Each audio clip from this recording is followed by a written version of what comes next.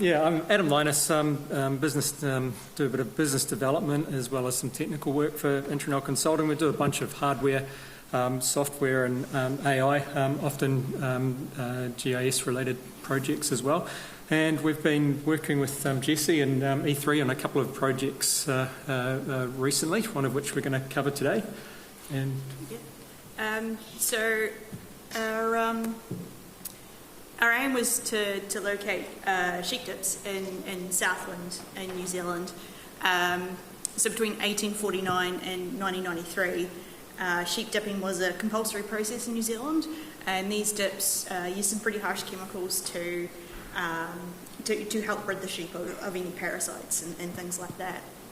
And these chemicals some of these chemicals didn't naturally break down in the soil, and so in the present day environment they're likely to still be there, and they may exceed the New Zealand Human Health and Environmental Guidelines. And at any given time in New Zealand over the sheep dipping period, there was estimated 50,000 sheep dips in New Zealand. But to give you an idea of the scope, Southland's currently got 31 sites registered, and there's an estimated 3,000 in Southland that are potentially there. So why we want to find these locations is we'd like to add them to what we call the hazardous activities industrial list, the HAIL list. And if we've got a record of where these activities took place, we've got knowledge of where they were, and then if there's any land use changes, we can sort of employ methods we see fit for that specific land purpose.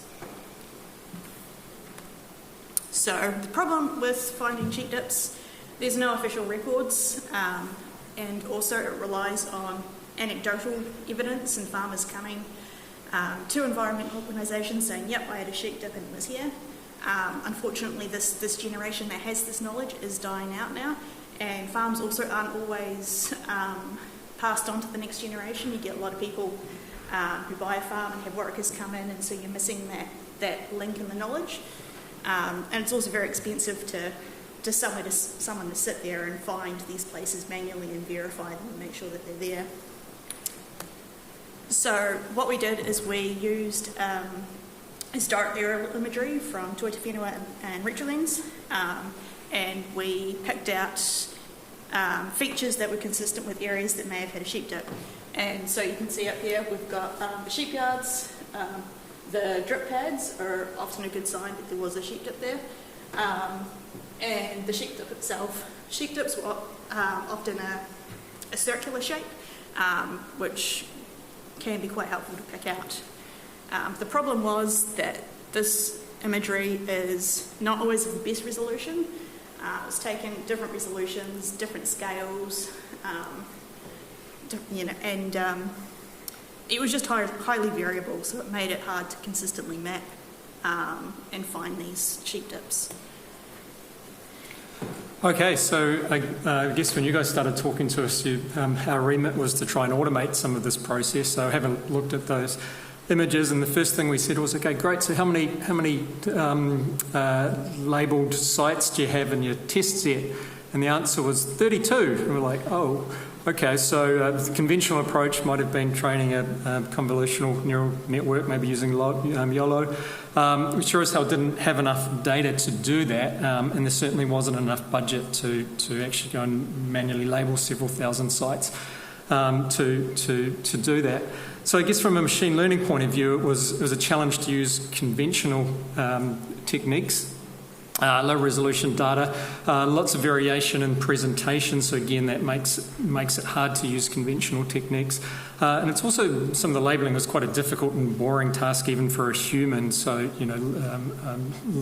take a long time and probably pretty prone to mistakes, especially if you sort of gave it to some interns. So the variability in the presentation of the targets, that was a real challenge. So we started to say, okay, what is an approach we can use? And we started to look at transformer models. So these are capable of thinking maybe about visual data more in a conceptual way. They I guess, care less about relative orientations of features of interest. So if we're talking about a collection of interesting features that sort of may be arranged in quite a variety of ways, like the woolshed, the sheep pens, the fencing, the drip pads, all of which go into sort of assessing the likelihood that it's a site of interest, then these models potentially offer a little bit more there. So rather than training that model in the conventional way, we used a two-stage process. So we started with Meta's Dino V2 model, and we followed that with a multimodal LLM that could work with images to perform an image classification stage and using some natural language prompts. So in the first pass, we tiled the images, we applied Dino V2, so that was generating semantically sort of rich feature embeddings. Now, Dino V2, it's a foundation computer vision model. It learns visual representations without requiring labelled data, and it's trained on billions of images. So it's pretty good at conceptually generalising in a way that smaller models can't. So we use that to pre-filter what sites had potentially relevant features. And this was essential because if we'd just gone straight to our multimodal model, I think we calculated the costs for just doing Southland in New Zealand would have been about $2 million just for that processing. So, multimodal models are great, but in many ways it's like, hitting a walnut with a sledgehammer. So, quick comment here when we're talking about open source with some of these large foundation AI models. Usually what it means is the weights are open source, and often it's a little bit more opaque what the training data was used and the training process. And the other interesting thing to note is even replicating some of that is colossally expensive. If you wanted to train your own foundation model from scratch, you're probably looking at millions of dollars in most cases of compute time. So it is a sort of a nuanced space as far as open source goes there. Anyway, once we've filtered down the number of potential sites with our Dino model, we second pass used prompted GPT 4.0 or 4.0 to describe candidate image content and then classify the site, and that was using natural language reasoning. So I'd say here we used GPT 4.0 because it was the easiest, sort of most cost-effective option at the time, but there are actually now open source or open weight models that are powerful enough to do that, so you're not restricted to using sort of closed source open AI models. So with this approach, we did a trial of 186 image tiles, and we found over 700 sites, which I was surprised about. And so what I did is I went through as a human reviewer and divvied these up into high, medium and low features in terms of whether or not I thought there was the presence of a sheep dip in this image. And then from that, our future work is we've got some site validation to go and do and do some ground truthing in terms of all these sites that have been picked out, and make sure we're telling the truth and they are there, and we can feed that back into our next version. Looks like my slides, some details here on how this was working. So I will qualify this if anyone's asking difficult questions later. I'm stepping in for a head of AI, Christopher. So a lot of this was his work. So I'll do my best, but try and sort of work through some of this. So I guess our challenge for a start, the historic aerial imagery that we had to work with was sort of quite variable in quality, taken at different altitudes. So we started by scaling it to a standard ground sampling distance of 5 pixels per metre. Then we tiled the images into 448 square patches with 50% overlap. That was just to reduce edge and cropping artefacts. Then we did our feature extraction using the Dino V2 transformer. And interestingly here, this attention mechanism matches every token to every other token with the net result.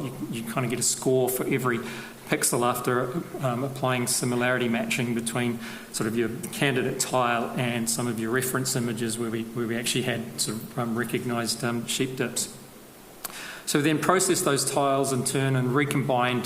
That generated that similarity heat map, which you can see down there in the bottom left. And from comparing sort of every tile in the image to the reference sites with which actually had the probable sheep dips. Then from there we looked at the candidates which sort of exceeded a threshold, and it was only those tiles that we passed on to the next classification stage using the more expensive multimodal model. Just a little bit more detail here. Started with 32 sites from Southland that were positively ID'd with human review from Jessie. So started with that small sample. Standard approach here, I guess you might use a support vector machine, but with that sample size, that's going to cause overfitting and other problems. So in this case, we just took the embeddings from a set of positive examples, then we created a similar size set of negative reference sites. So they didn't have the sheep dip features, but they had a mixture of sort of human-made and natural visual features that didn't correspond to those. And then for our similarity matching here, we took the max cosine similarity from sets of these positive and negative images, and then we used a logistic function here to combine these into a single metric, and that range 0 to 1. So here we've got pixel values above 0.5 are more likely going to be from our associated with the sheep dip, less than that, more associated with background. What we found, this could start to give quite a warm response to human-made sort of linear structures, so we used a threshold of 0.85 to convert this into the ROI mask you can see there. Then we used a bit of blob detection, filtered those so that we required at least a region with about 9 positive pixels there, which is about a 9 by 9 sort of metre squared area. And then we treated that as a candidate target, and that got passed into the stage 2 multimodal model for classification.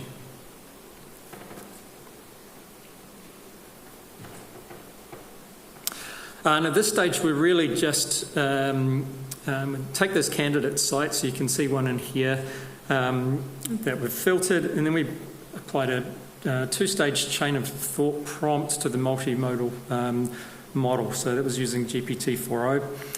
So really the first stage was getting it to describe the image contents with some cues around some of the general features we're looking for. And then secondly, once it's done that, we asked it to look at that output, review and assess that, and then provide outputs on whether a sheep dip is likely, possible or unlikely. And what we were finding here is asking it for this, for those kind of responses, you've got better results of those more fuzzy categories than if you just ask for a binary yes or no response.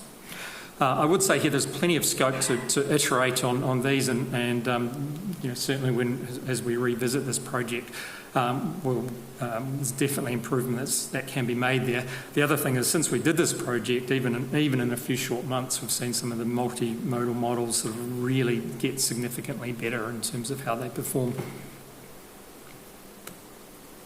Cool. So we had some target extraction sites, and this is a description of what the AI picked out and what I picked out. So for the high, I tried to be very stringent on this one, and anything like I was 90 to 99% sure that yep, that was a sheep dip. And as you can see, like they're real pretty obvious, pretty good contenders. You had the circular shape and drip pads, and the holding pens and things like that. I was like, yep, that's pretty open and shut. And we have over 194 target sites that got picked out for that, which is pretty cool. And then into the medium into the medium folder. Nice. It was probably went the other way, and I said, hand on heart, I can't say that there isn't a sheep dip in here. So there's a lot more target results that ended up in that folder of 298. And some of these have a sheep dip in them, and some of them I'm like, not too sure. So these are the sites that we're likely to be going out and ground truthing and verifying to see that yes, they do belong in the sheep to present category group folder. And then we had the low folder, which is 268. This is pretty easy to go through. As you can see, there's some hedges and some rows and some urban buildings. These kind of got picked up because in the training process, it was looking for linear features such as the sheep guards and also the rectangular buildings of the wool sheds. And so there was some inclusion of this, but it made it easy to pick them out essentially. I think sort of swaying towards false positives here was less consequential than missing too many actual sheep dips.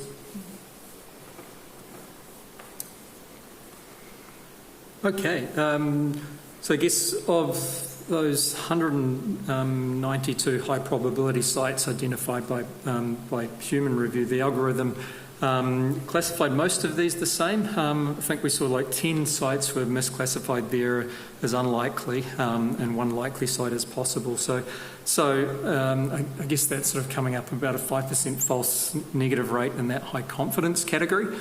For possible sites from the AI classifier, which I think matched to the sort of medium sort of sites from the human classification. We pulled out 2 as certainly no, 34 likely, and 1 unsure. So I guess that's roughly an 11% disagreement rate, but obviously for those sort of sites there's a lot more fuzziness in the human assessment. So we wouldn't directly say all of those are wrong, and you know, for a first pass for this type of algorithm, we're actually pretty pleased with those results.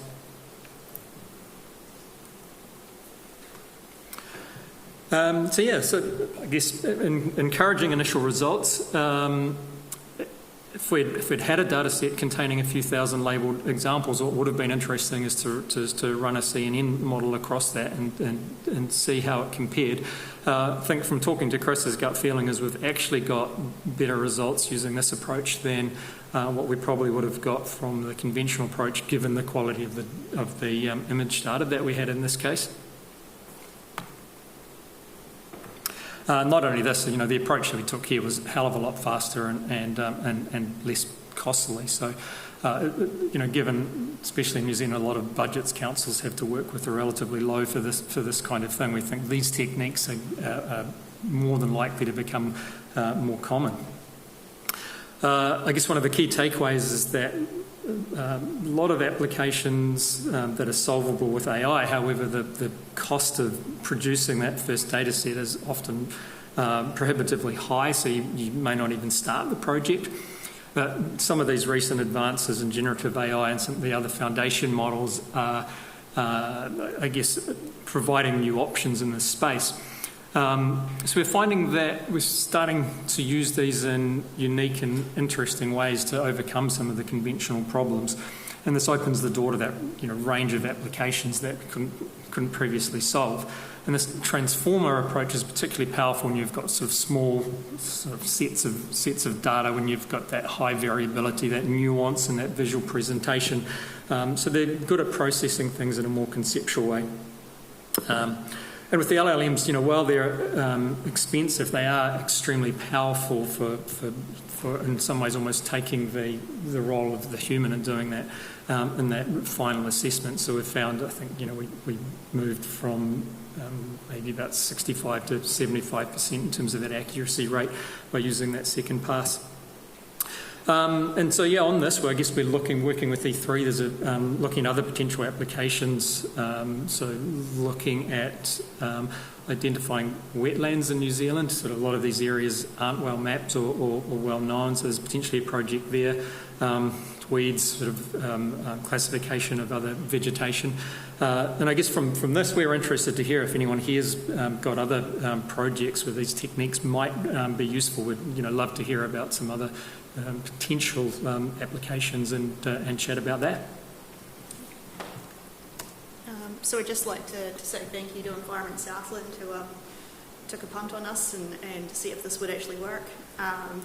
And to Toi Te Whenua with the rich lens imagery, that was a real key component as well, so thank you to them. And ran out of time for questions, or everyone's really hungry and wants some lunch, here's our emails, and I'm hanging around for the rest of the day and week, but Adam's got to shoot the gap. So I'll be around for a short while, and then Yeah. I've got to find my way to the airport. Yeah. yeah, so any questions, please do come and have a chat. Thank you. Cool. Thank you very much. Does anyone have any questions for Adam and Jessie?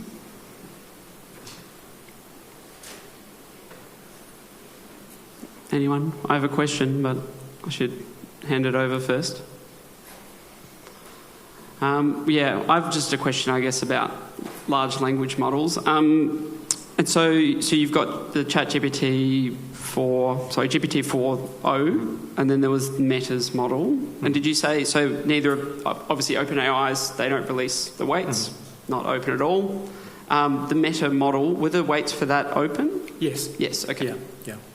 So I mean, it's possible to, you can fine tune or even significantly, retrain those models if you want to, which is the key advantage. You can also like host it quantize it, host it on any platform you like. So you've got flexibility.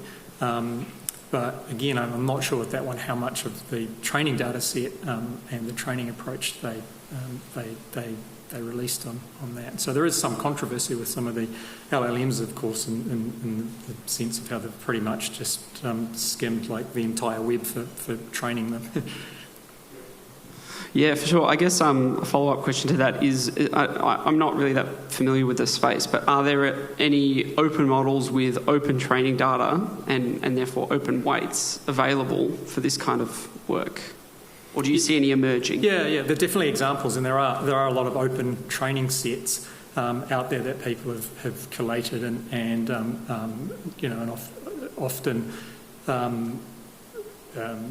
you'll find the provenance of the data is quite well known. So certainly we are seeing models, and there are training sets that people use, which you've got sort of clear delineations where the data's come from, how it's been generated, and so you can make better ethical decisions on how you want to sort of train or utilise that.